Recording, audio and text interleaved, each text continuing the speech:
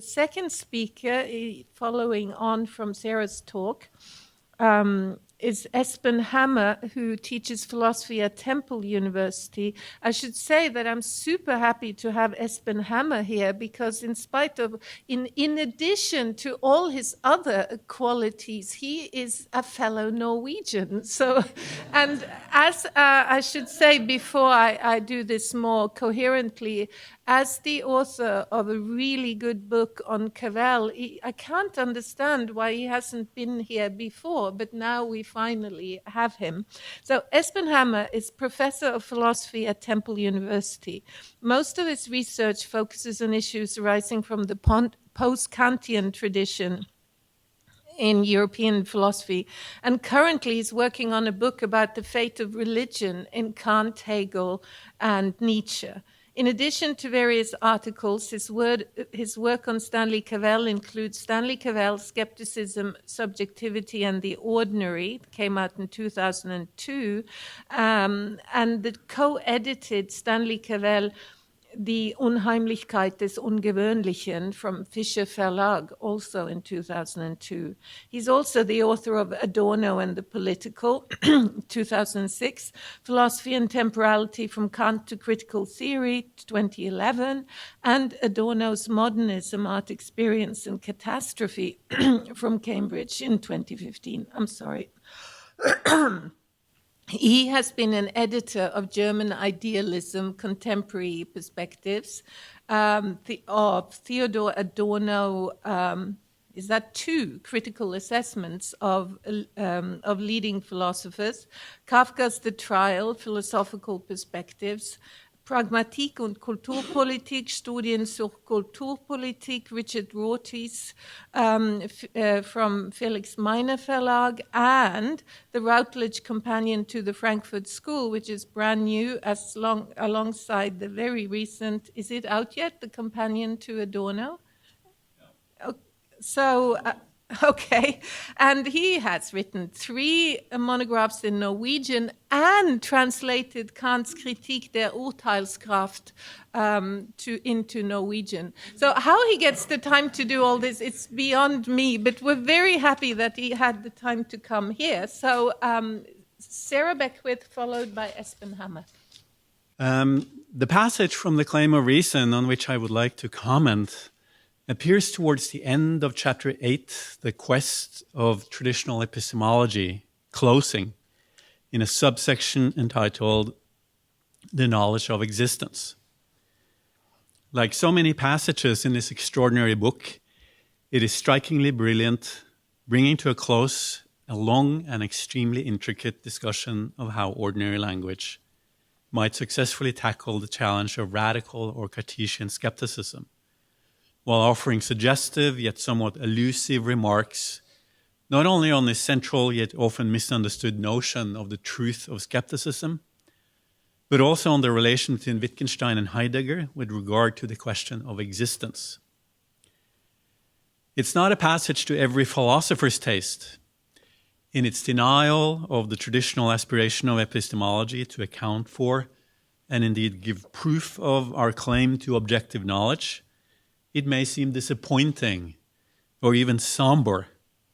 Why spend so much time and energy battling with Cartesian skepticism when all you end up saying is that our claims to knowledge do not provide a secure basis in the world, and that indeed our very basis in the world as a whole is something other than knowledge, something, quote, mysterious, unquote. To many readers of the traditional bent, it could seem as though the struggle against Cartesian skepticism had simply been lost, and that Cavell has only managed to provide an ad absurdum refutation of ordinary language philosophy. So an early reader of The Claim of Reason, Barry Stroud, who passed away, unfortunately, just recently, summed up the argument as follows.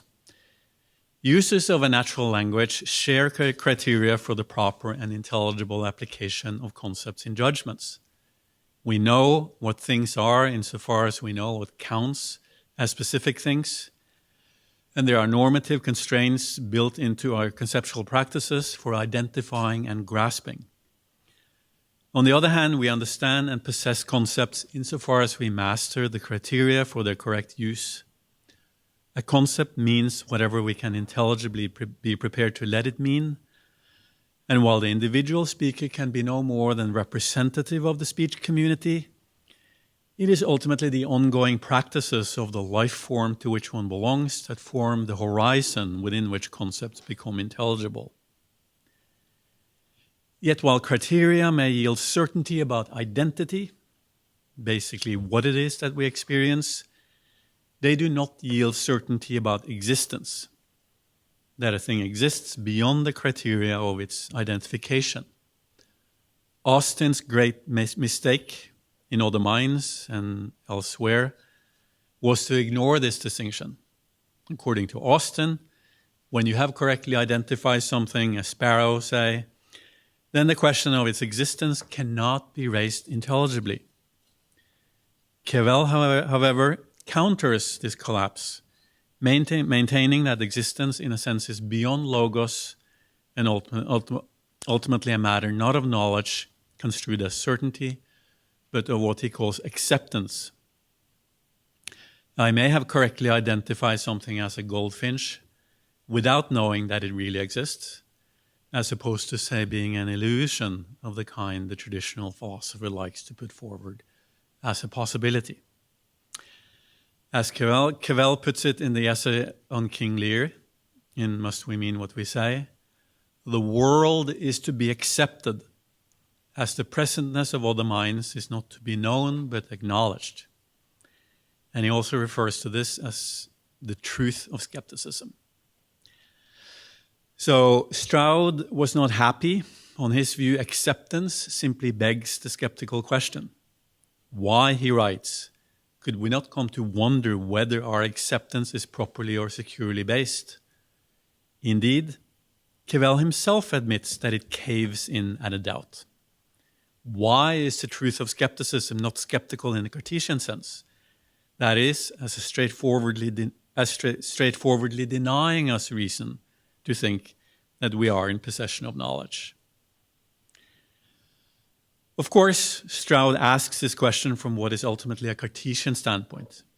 He assumes, among other things, that claims to knowledge must be possible to settle objectively and with reasons, with regard not only to specific objects whose epistemic possession depends somehow on the agent's position vis-à-vis them, the kinds of objects on which Austin focused, but to generic objects the experience of which does not raise specific questions relative to the epistemic conditions of knowing, but of which only their existence can be in question.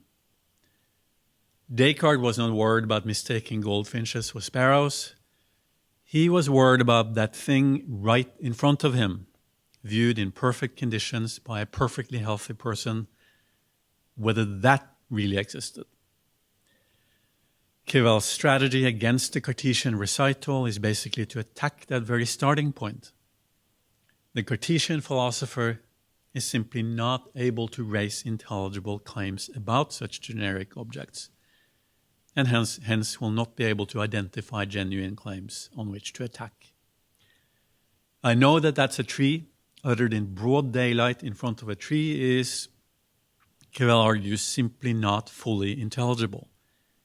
It fails to make a point. It's not possible to identify why it's being said. Now, against Stroud, this strategy is no doubt powerful. It draws into question whether Stroud's quest for the knowledge of existence can ultimately make sense. And it suggests that Cavell is not in any way trying to defend Cartesian skepticism, at least when considered as an argument. Yet, as we have seen, he does seem to agree with the Cartesian skeptic that we do not know with certainty that a thing exists, and that indeed our basis in the world as such cannot be one of knowledge or certainty. So what then is our basis in the world as such? Much of the morale, I take it, of the claim of reason is that the possession of criteria as such do not absolve agents of their ongoing responsibility for applying them and to stand behind the application of criteria as responsive beings. In a famous Examples of Knowledge of Other Minds, he urges that I truly know that another person is in pain when, in addition to identifying pain behavior, I apply the criteria of such behavior to the person in question by relating to that person as a person in pain. True knowledge then must be inflected by a disposition to recognize my relation to the known and do what that relation demands. When, rather than passively observing the other, I call for help or apply a tourniquet, I actively relate myself and my concepts to the other person, thereby making myself intelligible and preventing, though without proof, the road to skepticism. In everyday life, it's fair to say that we almost always, and without actively reflecting, relate to the world as beings who are situated within it. And beyond the specific questions arising from our everyday and often trivial senses of limitation, engage with specific tasks, people, events, and objects as though there can be no question as to their existence. To this extent, I do think Cavell is quite close to the spirit of Wittgenstein's uncertainty. Knowledge on this view is embedded in an indefinite system of taken-for-granted practices and techniques whose effect and function it is to generate certainty. On this view, the human creature has no basis in the world other than the interest one takes in continuing one's practices, continuing to make sense of experience by responding to it with the concepts at one's disposal. We have seen, however, that even though our practices enjoy a great deal of epistemic integrity, the very logic of conceptual thinking is such that skepticism can never be ruled out. The very fact that each one of us needs to apply concepts in the absence of a fixed and determined set of rails guiding us along means that we are always responsible for the individual applications we make of concepts, and hence also always vulnerable of becoming unintelligible to ourselves and others. In the interpretation of our relation to the world as being based solely on knowledge, in particular when knowledge is understood along Kantian lines, as in a sense imposing some sort of conceptual structure on the given, skepticism is an inherent possibility and tendency. Rather than engaging with the world and being receptive even in our conceptual thinking, we replace subjective responsiveness with a structure purportedly able to absolve ourselves of the responsibility for making sense. In writings other than the claim of reason, Cavell seems, however, to stress to a greater degree that our sense-making is ultimately embedded in some deeper, but perhaps also more elusive layer of responsiveness or interest.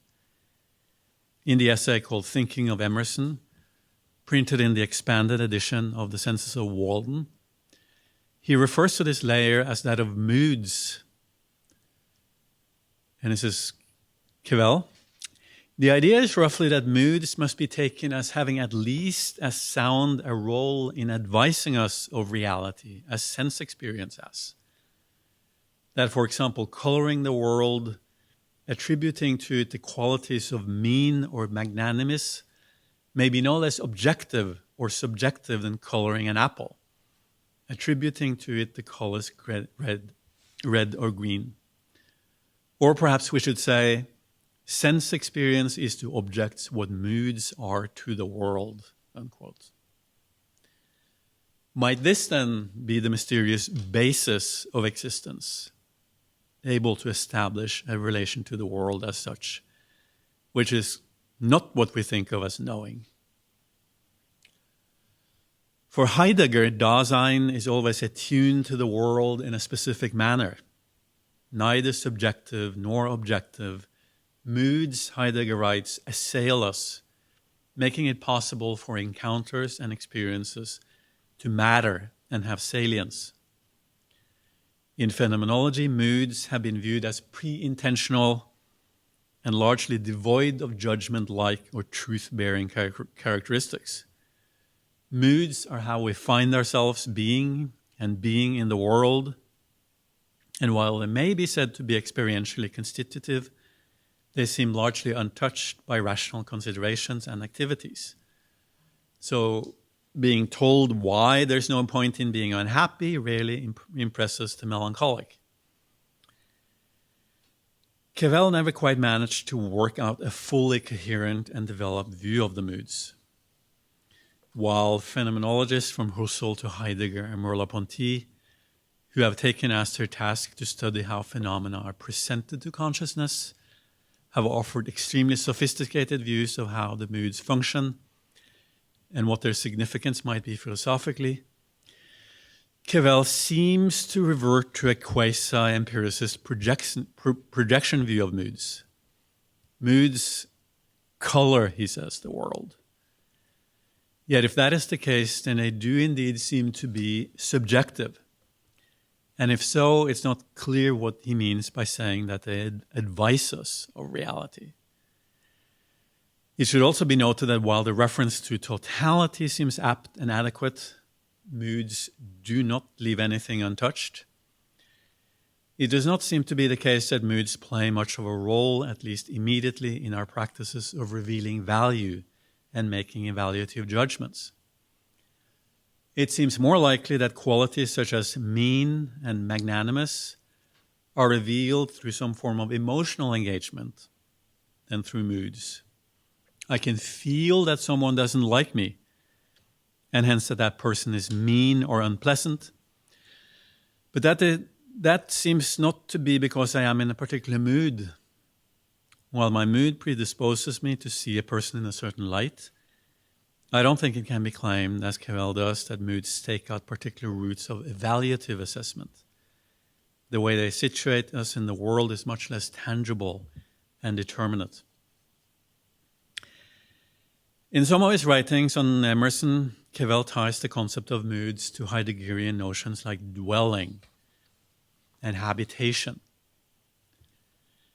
There is, he puts it, or can be, a certain intimacy with existence, given not primarily in words, but in silence, whose manner of being revealed to us at least relates us to our moods. This is also where poetry comes into the picture, and in what I take, again, to be a deeply Heideggerian gesture, Cavell sees serious poetry as oriented towards articulating that disclosedness, which is affected by our moods. Poetic dwelling and poetic responsiveness are ultimately serving as ways to funnel our interest in experience and direct desire to actual objects, thereby staving off the skeptical impulse to withdraw from engagement. Interestedness, Cavell writes, is a state, perhaps the basic state of relatedness to something beyond the self, the capacity for concern, for implication. As we become interested, we let ourselves become involved and implied, and thereby able to recover the object without abolishing the difference between ourselves and it. The problem for this view, of course, is that many moods do not seem to secure or be expressive of such habitation and sense of proximity.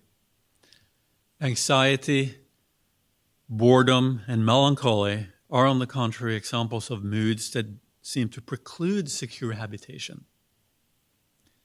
Boredom and melancholy in particular seem to weaken interest and desire to the point of detaching the subject completely from its surroundings.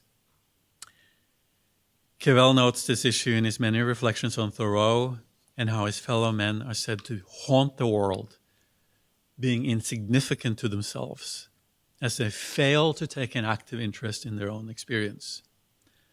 Rather than making distinctions between moods on the basis of their expected capacity to secure proximity and habitation, which might be a task for psychology, I see Cavell here as following Heidegger's interpretation of moods as existentiala, normatively structured modes of existence, allowing for possible and different ways of being in the world. Haunting the world, being depressed, and so on, would on this reading be a way of inhabiting it.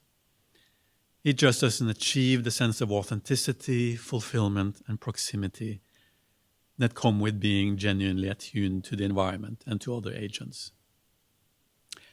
The skeptic, then, according to Cavell, is someone who asks for a relation to the world, a basis of existence that's secured independently of one's responsibility for obtaining it, and for which some sort of proof should be offered.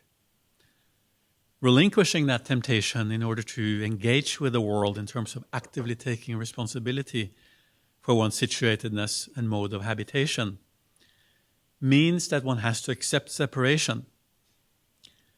Commenting on Emerson, Cavells writes, "The universe is as separate from me, but as intimately part of me as one on whose behalf I contest, and who therefore wears my color.